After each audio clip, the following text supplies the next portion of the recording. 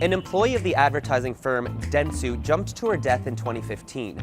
The cause was said to have been depression caused by overwork. The firm was fined for violating labor standards because she was reportedly forced to work more than 100 hours of overtime per month.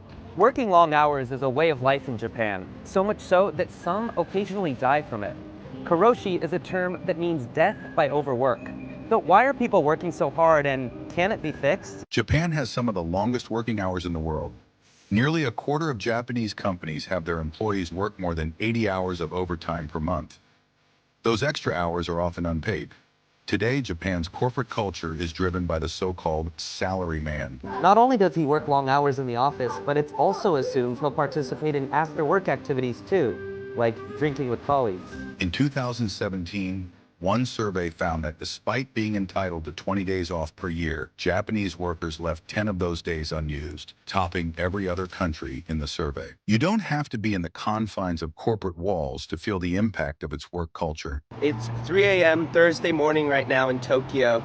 I'm in the area of Ginza. Every few minutes I see a man wearing a suit, holding a briefcase. The nation's work ethic dates back to what's referred to as Japan's economic miracle, which was its dramatic economic growth beginning in the 1950s, which propelled it to become the world's second largest economy. Inside Japan's corporations, the culture emphasizes the success of a company as a whole to be more important than any single individual, which might explain why one study found that 63% of Japanese felt guilty for taking paid leave. But perhaps more concerning is this: long work hours don't necessarily mean high productivity. In fact, Japan has the lowest productivity amongst the G7 nations. Earlier I mentioned the term Karoshi. It means death by overwork. It's legally recognized by the government and usually is marked by a heart attack, stroke, or suicide due to stress. There's hundreds of cases of Karoshi reported annually, although some argue these cases are underreported and that the real number could exceed that by up to 10 times. An employee of the advertising firm Dentsu jumped to her death in 2015. The cause was said to have been depression caused by overwork. The case generated widespread attention and renewed calls to change the long working hours and illegal unpaid overtime, highly common in Japan. The firm was fined for violating labor standards because she was reportedly forced to work more than 100 hours of overtime per month. The company's CEO even resigned over the controversy. After the death, Dentsu made some changes within the company. One of them, the lights in the office now turn off at 10 p.m. every night in an effort to force employees to leave. Both the government and companies are now actively trying to reduce the number of working hours here. And there are some early signs of hope.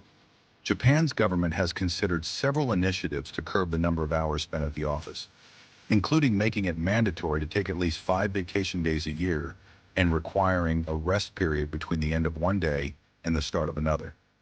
In 2016, a new holiday, Mountain Day, was started, bringing Japan's number of annual public holidays to 16.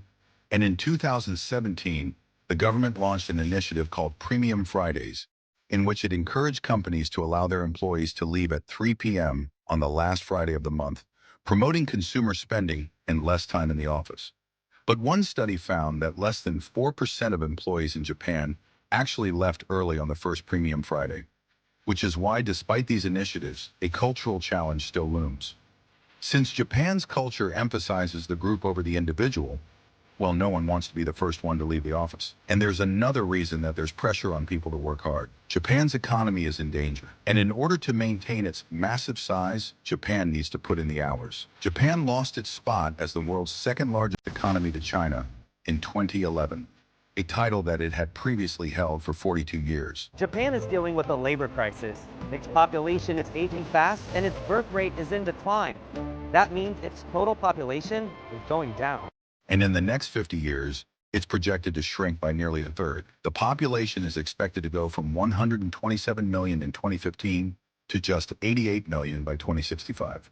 There's 2 likely ways the nation can compensate for the labor shortage: immigrants or robots. Japan has always been less inclined to accept immigrants. In fact, its percentage of foreign workers is tiny compared to other nations of large economies. So without more immigrants, it's looking to robotics to fill in the gap. Its robotics industry has spanned from hospitality to manufacturing, and now even reaching farms by creating robots that milk cows. But whether technology could open the door for a better work-life balance for Japan's workforce still remains to be seen.